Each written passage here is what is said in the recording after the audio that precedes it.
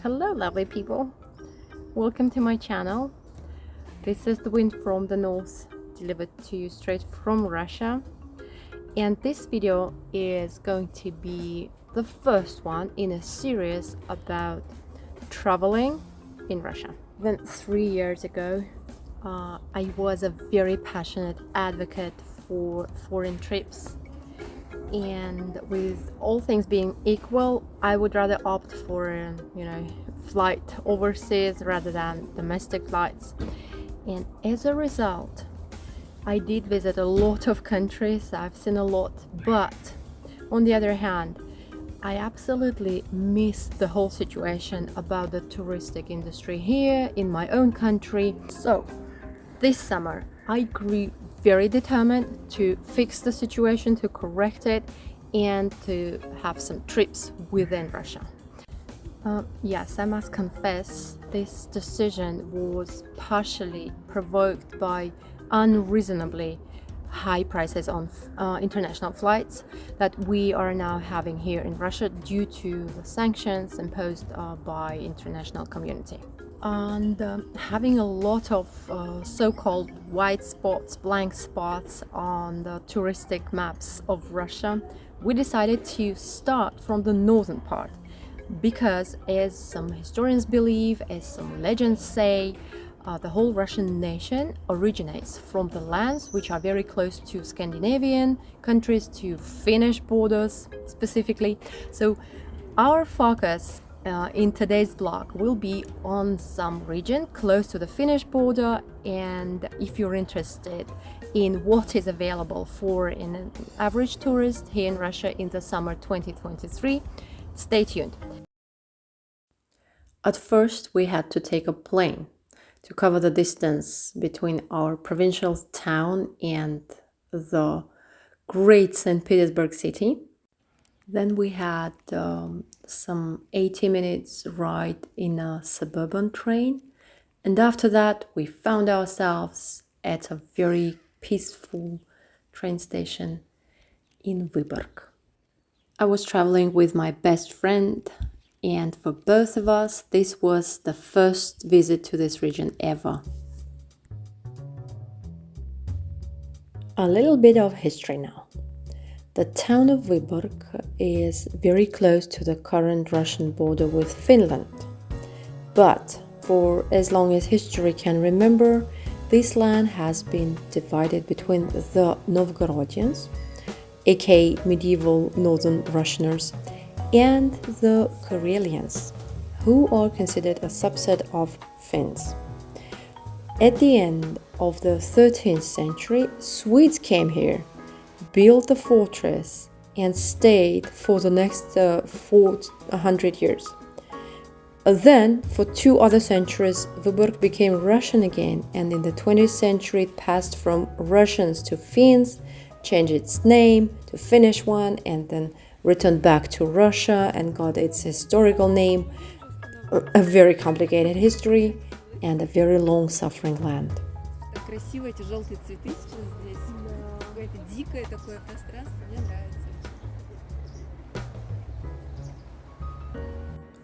Just like any other medieval town, Viborg began with a fortress, and this castle on the water is the oldest of the town's fortifications. It dates back to the 13th century. In Russia, it's one of the few surviving monuments now of medieval Western European military architecture. And it houses a state museum. As you can see, now it's all under reconstruction, so we couldn't get inside any of these buildings. And unfortunately, we couldn't climb to the top of the castle tower. We just walked around, admired some old bricks and staircases. And that's it.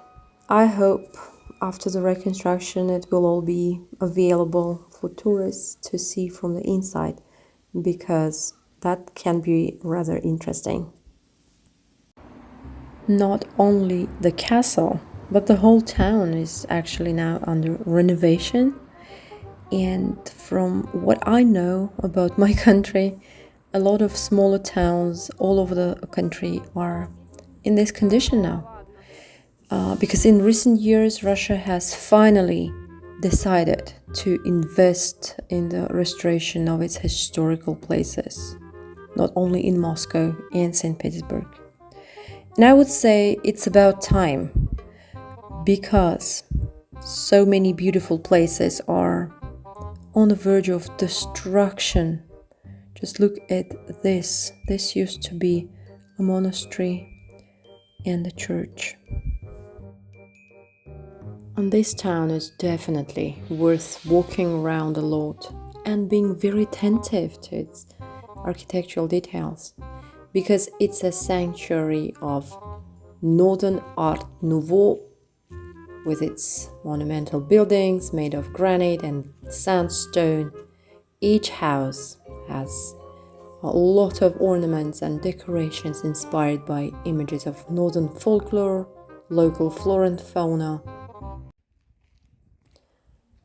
What you see now is claimed to be the oldest residential building in Russia.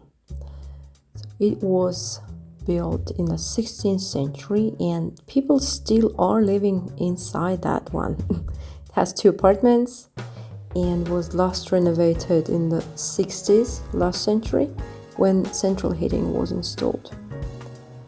Of course, it's not on Airbnb, so we couldn't appreciate the comfort of this medieval housing. Can you imagine living in such a house with all the tourists constantly gazing at your windows? Honestly, I don't think I can.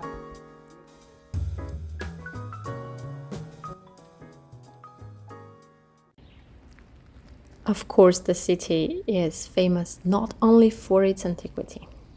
We came to admire the modern architectural masterpiece of Viborg, the city library.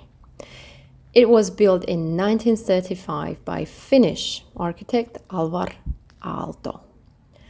This guy believed that books and nature were inseparable, and so the library was constructed in a park. Contemporaries called it a benchmark for a library building, and it made its author, Aalto, a world-famous architect. By the way, the name Aalto means a wave in Finnish, and this wave became the signature style of the architect. In this lecture hall, Aalto designed a wave-shaped ceiling that provides perfect acoustics. Speakers don't even need a microphone, so they can speak effortlessly and be heard even in the most remote corners of the hall.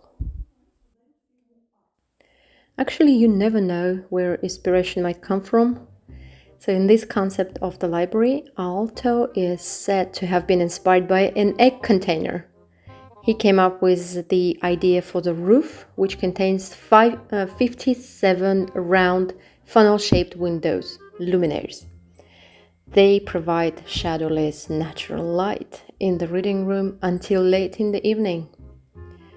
On top of that, the ceiling also houses a heating system made of water pipes.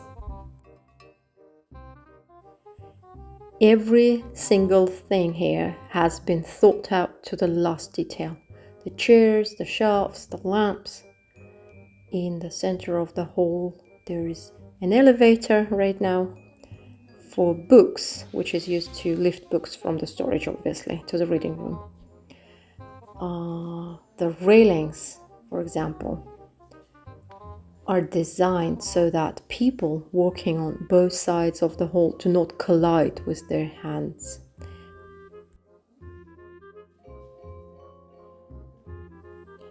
What we see here is a reconstruction. Unfortunately, after the World War II, the library was abandoned for a long time and suffered a lot. All the glass elements, including the famous 57 ceiling illuminators, were broken and lost. The first attempt to restore the library was made in the Soviet times. They did what they could at that time, and only in the year 2012, by the joint effort with Finnish colleagues, the building was completely restored in the form it had been originally conceived by the architect.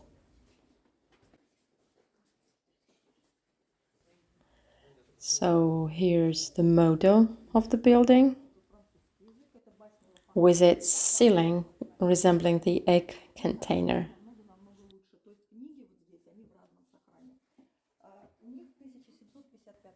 And this is one of the facades from the outside.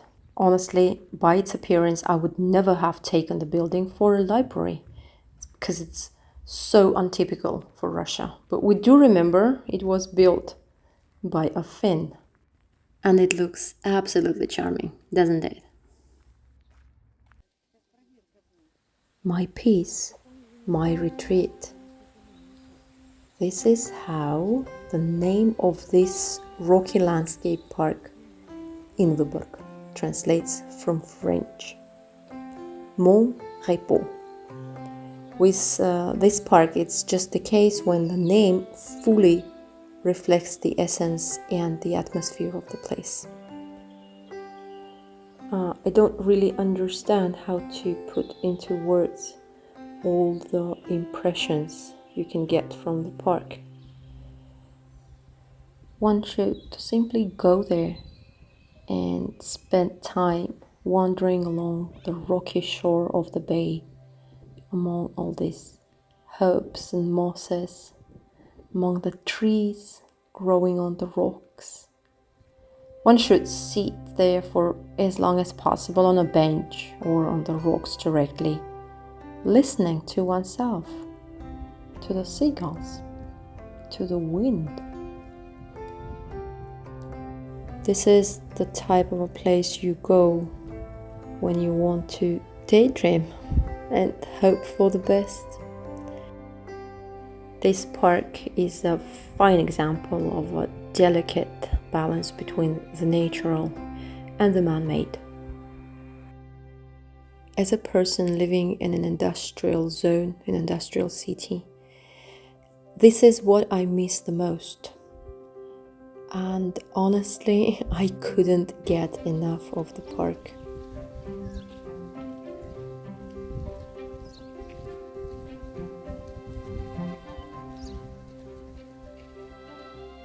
The history of the park is long and complicated. And to make this long story short, I would say that it was founded in 1760. For a long time it was a family estate of Baron Nikolai. Then it changed hands several times, and in the 20th century went through different endeavors, so to say, being a rest house, military hospital, and a kindergarten, an amusement park with attractions. No wonder that the park was on the verge of complete destruction. Most of its original carved wooden constructions have been lost and couldn't be restored. In the year 2017, its large-scale reconstruction began, and it is beautiful here now, but it breaks my heart to think how beautiful it was in the beginning.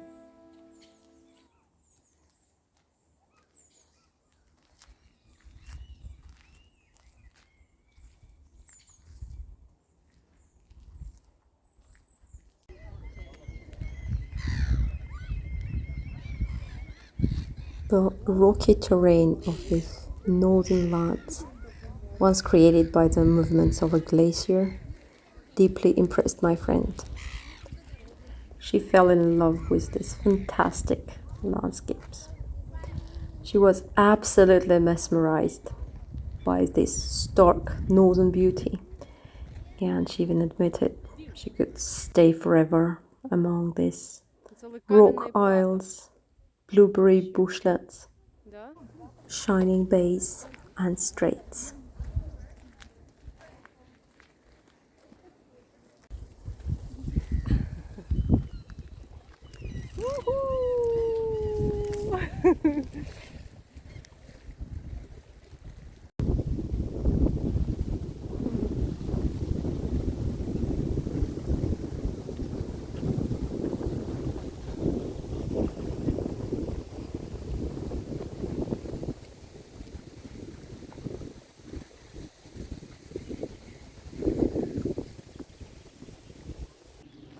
This spot used to be the crossing point to the island, which is housing the family vault of the founders and first owners of the estate.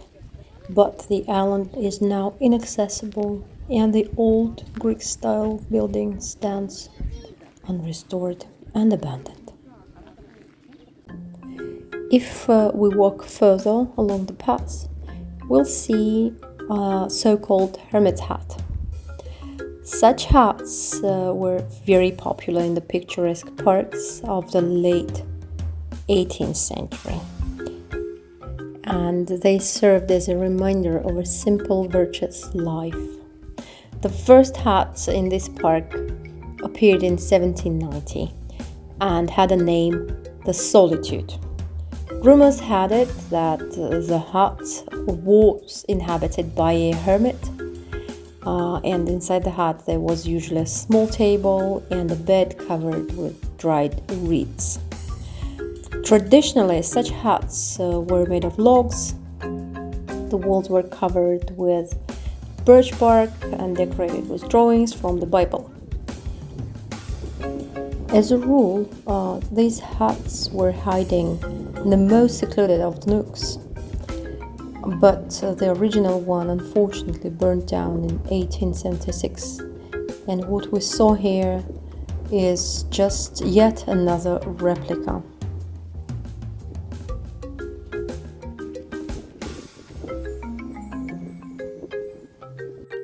At the very end of our walk, we met a rune singer. Runes are the epic songs of the Finno-Ugric peoples, to whom this land has belonged since the ancient times. Runes came from ancient myths about the creation of the world. A rune singer is a collector of folklore, usually a very respected person. The one we met had a really peaceful, harmonious look. He seemed to have found his ideal place in the world. During the whole trip, we were meeting trees growing on rocks, and we couldn't help talking about paths and fates of Russia looking at this. Because this phrase, "trees grow on the stones too," became the title of a famous movie about Russia. And if you're interested in understanding the Russian character, this tree growing on a rock may be the key to your understanding, because in many ways it's a symbol of the country.